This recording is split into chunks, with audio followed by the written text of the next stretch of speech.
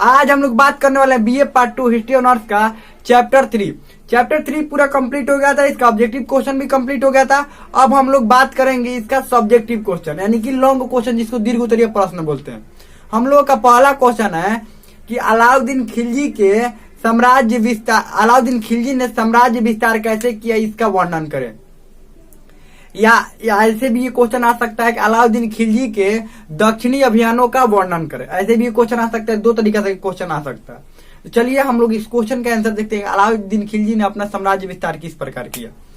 तो देखिए ये अलाउद्दीन खिलजी, सबसे पहले अलाउद्दीन खिलजी के बारे में लिखेंगे। इंट्रोडक्शन थोड़ा सा लिख लिया जाता है ताकि देखने वाले, जो चेक करने वाले, कॉपी चेक करने वाले टीचर हो, उनको ये पता चले कि हाँ आपने लिखा बहुत अच्छा है, मतलब आगे क्या लिखने वाले हैं। और इसको समझना बहुत जरूरी है। अगर समझ लीजिएगा तो अभी याद हो जाएगा, नहीं तो कितने भी रटिएगा कुछ भी कीजिएगा याद नहीं होगा।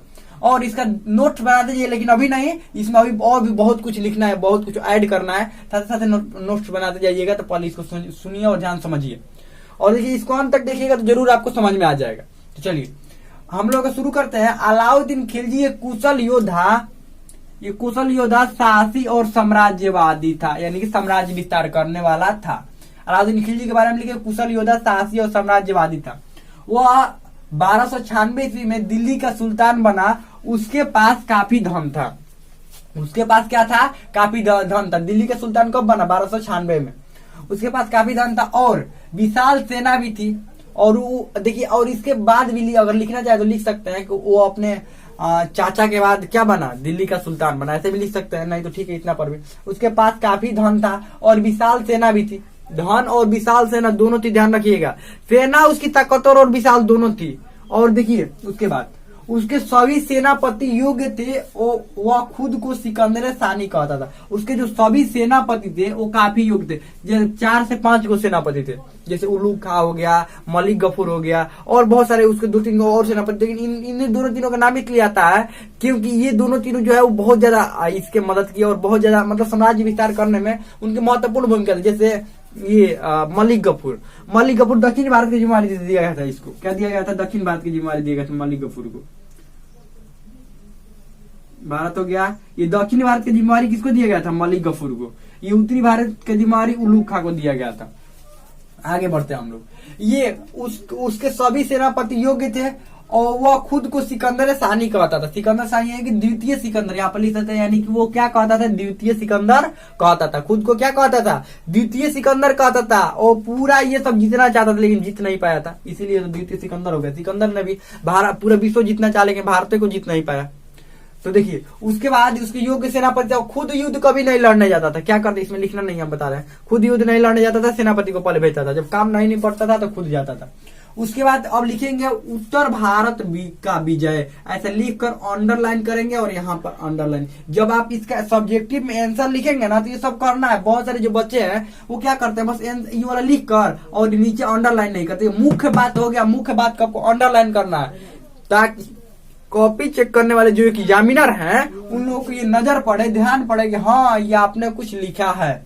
चलिए तो सबसे पहला उत्तर भारत के विजय में सबसे पहले देखते हैं गुजरात। ये गुजरात जो था ये एक समृद्धशाली का मतलब जानते हैं, बहुत ही इनके पास धन था। गुजरात जो था उस समय, गुजरात जो था वो इनके पास बहुत ज्यादा धन था, बहुत ज्यादा संपत्ति थी और ये बहुत ही विकसित था। तो इसने सबसे पहला नजर यहाँ से दिल्ली से सबसे पहला नजर कहाँ पर डाला? दिल्ली से गुजरात पर डाला। नजर कहां पर डाला? गुजरात पर। और नुसरत खां और उलूग खां के नेतृत्व में, ध्यान रखिएगा यहाँ पर लिखना क्या है, समृद्धशाली था उस समय गुजरात, बहुत ही समृद्धशाली था और काफी इसके पास धन था। और उसके बाद इसमें क्या लिखना है कि यह 2 सेनापतियों के नेतृत्व में उलूग खां और नुसरत खां, उलूग खां ध्यान रखिएगा, उलूग खां और नुसरत खां, और नुसरत खां के नेतृत्व में, नुसरत खां के नेतृत्व में इसने सेना भेजी। और सेना भेजने के बाद गुजरात पर मतलब आक्रमण किया, यानी कि इन दोनों के भेजकर आक्रमण किया गुजरात पर और वहां के शासक को हराया। और हराने के बाद वहां से लूटा हुआ जो भी धन था वो कहां भेज दिया? दिल्ली। इन दोनों ने लूटा हुआ धन कहां भेज दिया? दिल्ली। उत्तर भारत की जिम्मेवारी इनको मिली थी, इधर सब निपटा देना इनको, और दक्षिण भारत को मलिक गफूर को मिली थी, ध्यान रखिएगा। तो ये क्या किया, ये गुजरात को जीत लिए। उल्लू खां और नुसरत खां जब जीते थे इनका दिमाग और सातवां आसमान पर विशाल सेना थी इनके पास, और भी सेना की संख्या में वृद्धि की ये लोग। और हमेशा सैनिक वैसे रखते थे जो कि जाति के आधार पर नहीं, धर्म के आधार पर नहीं, अमीरी गरीबी के आधार पर नहीं, किसके आधार पर, योग्यता के आधार पर सेना रखते थे। इसीलिए तो सब जीतते हुए जा रहे थे। यहाँ पर भी योग्यता के अनुसार ये क्या करते थे, सेना रखते थे। तो यहाँ पर ये लोग क्या किए, जीत गए, ये गुजरात को जीत गए। उसके बाद दूसरा नंबर में लिखना है रणथंभौर पर आक्रमण। रणथंभौर पर जैसे ये उल्लू खां और नुसरत खां के नेतृत्व में आक्रमण हुआ, ये 1 साल तक इसको नहीं जीत पाए। इतनी विशाल सेना के साथ इन्होंने आक्रमण किया, यहाँ पर लिखना है इतनी विशाल सेना के साथ इन्होंने आक्रमण किया, फिर भी ये लोग रणथंभौर को नहीं जीत पाए। फिर अंतिम में प्रयास करते हैं, इस साल के अंत में, मतलब 1 साल बीत जाने के बाद इन्होंने रणथंभौर पर भी कब्जा कर लिया। किसने, उल्लू खां और नुसरत खां ने। अब इनका ध्यान चित्तौड़गढ़ पर था, लेकिन चित्तौड़गढ़ इतना कमजोर तो था नहीं। यहाँ के राजा थे रतन सिंह, और यहाँ की जो महारानी थी पद्मिनी, जिनका नाम भी आप लोग सुने होंगे, तो ये लोग यहाँ पर थे। तो ये खुद अलाउद्दीन खिलजी इन लोगों के साथ में, उल्लू खां और नुसरत खां के साथ में ये लोग कहाँ पर आक्रमण किए, चित्तौड़गढ़ पर। बहुत प्रयास के बाद, बहुत दिनों तक, बहुत दिन लग गया, बहुत प्रयास के बाद ये क्या हुए, ये चित्तौड़गढ़ को जीत पाए। तो यहाँ पर क्या लिखना, आप देखिए चित्तौड़गढ़ में लिखना क्या, यहाँ के राजा रतन सिंह और रानी, ये चित्तौड़गढ़ के राजा रतन सिंह और रानी यहाँ की पद्मिनी थी। ये बहुत ही समृद्धशाली क्षेत्र था, ये बहुत ही समृद्धशाली क्षेत्र था। अलाउद्दीन खिलजी ने अपने सेनापति को न भेजकर अपने सेनापति के साथ इसने कहां पर आक्रमण किया, चित्तौड़गढ़ पर आक्रमण किया। बहुत प्रयास के बाद यहाँ को राजा को हरा पाया और चित्तौड़गढ़ पर क्या कर लिया, अपना कब्जा कर लिया। चलिए, ये हो गया उत्तर भारत के कुछ राज्य जो महत्वपूर्ण है। सिर्फ वही ने तो बहुत सारे और भी राज्य को जीता था, लेकिन सिर्फ यही उत्तर भारत के जो भी विजय हुआ बस यही। अब आपको लिखना है दक्षिण भारत का विजय।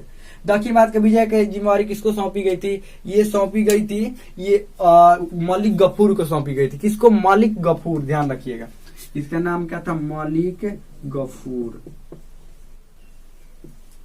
मलिक गफूर किसको जिम्मेवारी दी गई थी, दक्षिण भारत को जीतने के लिए मलिक गफूर की जिम्मेवारी दी गई थी। अब देखिए, दक्षिण भारत को क्यों जीतना चाहता, क्योंकि ये यहाँ से टैक्स वसूलना चाहता था, और कुछ नहीं चाहता, ज्यादा कुछ नहीं। ये नहीं चाहता था कि शासन करे, ये करे, वो करे, नहीं, टैक्स बस चाहिए इसको, टैक्स। ये काफी धन की जरूरत इसको पड़ती थी, यानी कारण लिखना पड़ता है कि कारण क्या क्या था, कारण। और एक बात समझिए, आपको लिखना है पैराग्राफ में, या ऐसे पैराग्राफ ऐसे होता है। हम आपको ये पॉइंट्स में बता रहे थे, इसमें सब हिंदी जो बता रहे हैं वो सब लिखना है, ध्यान रखिएगा। ये नहीं कि बस ऐसे ही हम बता रहे हैं तब सुनते जाइए, नहीं, सबको लिखना है। और नीचे अब कारण लिखिएगा, ये भारत विजय के नीचे कारण लिखिएगा। पहला, टैक्स वसूलना, टैक्स वसूलना। और दूसरा क्या था, विशाल सेना को तो टैक्स वसूलना, क्योंकि विशाल सेना को धन की जरूरत होती है, तो यहाँ पर धन की जरूरत।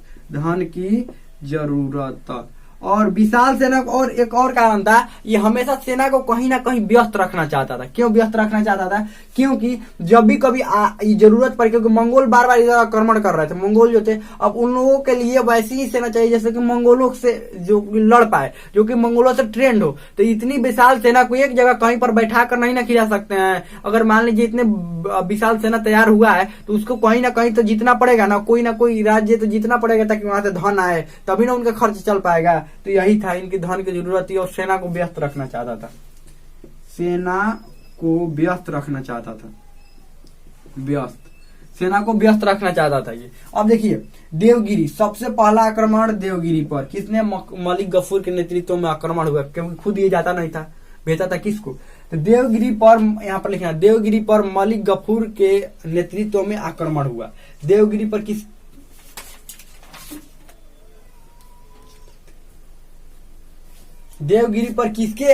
नेतृत्व में आक्रमण हुआ, मलिक गफूर के। और यहाँ के राजा रामचंद्र देव थे। यहाँ के राजा कौन थे, रामचंद्र देव से काफी समय तक युद्ध हुआ। अब देखिए, पहले भी अलाउद्दीन खिलजी यहाँ को जीत चुका था देवगिरी को, लेकिन बीच में इसने विरोध कर दिया, रामचंद्र देव ने विरोध कर दिया और बोल रहा है कि नहीं, हम आपका अधीनता स्वीकार नहीं करेंगे। फिर दोबारा किसने, मलिक गफूर के नेतृत्व में ये क्या हुआ, यहाँ पर आक्रमण किया मलिक गफूर ने, और इसने क्या किया, अब इसने अपना ये हार गया, हारने के बाद भी ये जो अलाउद्दीन खिलजी था इसको इसका राज्य वापस लौटा दिया और कहा कि हमको सिर्फ क्या चाहिए, टैक्स चाहिए और सेना की मदद चाहिए। तो तेलंगाना पर जैसे इसके जीतने के बाद तेलंगाना पर आक्रमण किया मलिक गफूर, क्योंकि और दूसरा काम था नहीं इसके पास। क्या काम था, काम था इसको कि आक्रमण करना। तो मलिक गफूर ने यहाँ पर प्रताप रुद्रदेव, यहाँ के राजा थे प्रताप रुद्रदेव। अब यहाँ पर मलिक गफूर ने आक्रमण किया, तो यहाँ पर क्या लिखना, तेलंगाना के राजा प्रताप रुद्रदेव से युद्ध हुआ। किसका युद्ध हुआ, मलिक गफूर का युद्ध हुआ। और उसके बाद रामचंद्र देव ने भी मलिक गफूर की सहायता की। क्यों मलिक गफूर की सहायता की रामचंद्र देव ने, क्योंकि मलिक गफूर पहले इसको हरा चुका था और अपना मतलब सेना और धन देने का, दोनों का ये कहा था कि हम आपको सेना और धन दोनों देंगे जब आपको जरूरत पड़ेगी। तो यहाँ पर मलिक गफूर को मदद हुआ, और मदद हुआ तो मलिक गफूर ने किसको हरा दिया, प्रताप रुद्र देव को। ध्यान रखिए किसको हराया, प्रताप रुद्र देव को। तो हमें लगता है कि बहुत अच्छा ये समझ में आ गया होगा ये क्वेश्चन। ये हो गया। अब रुक जाइए, इसके नीचे सारांश में लिखना है कि अलाउद्दीन खिलजी, सारांश में सारांश नीचे लिखना पड़ता है, थोड़ा सा लिखना पड़ता है नीचे, निष्कर्ष, उसको निष्कर्ष बोलते हैं, यानी कि सारांश कुल मिलाकर सारांश लिखना होता है निष्कर्ष में। तो अब लिखना है कि अलाउद्दीन खिलजी एक युग और साहसी योद्धा था ही, साथ में वो भारत के कई हिस्सों को जीतना चाहता था लेकिन जीत नहीं पाया। खुद को द्वितीय सिकंदर कहता था और इसके सेना में बहुत योग्य सैनिक और योग्य सेनापति थे, जिसके कारण बहुत सारे क्षेत्रों को ये जीत पाया। बस इतना ही, खत्म, नीचे हो गया। हमें लगता है कि समझ में आ गया होगा। ये चैप्टर भी कंप्लीट हो गया। अब आपको मॉडल सेट देंगे, इसमें एक ही क्वेश्चन था, अब ज्यादा क्वेश्चन नहीं आता है, बस यही एक क्वेश्चन आता है, अलाउद्दीन खिलजी के बारे में आता है। तो ये चैप्टर भी कंप्लीट हो गया। अब आपको मॉडल सेट देंगे। हमें लगता है कि बहुत अच्छा समझ में आ गया होगा। कोई भी क्वेश्चन हो, कोई भी डाउट हो, कोई भी क्वेश्चन हो, तब कमेंट में पूछ सकते हैं। हमें लगता है समझ में आ गया होगा।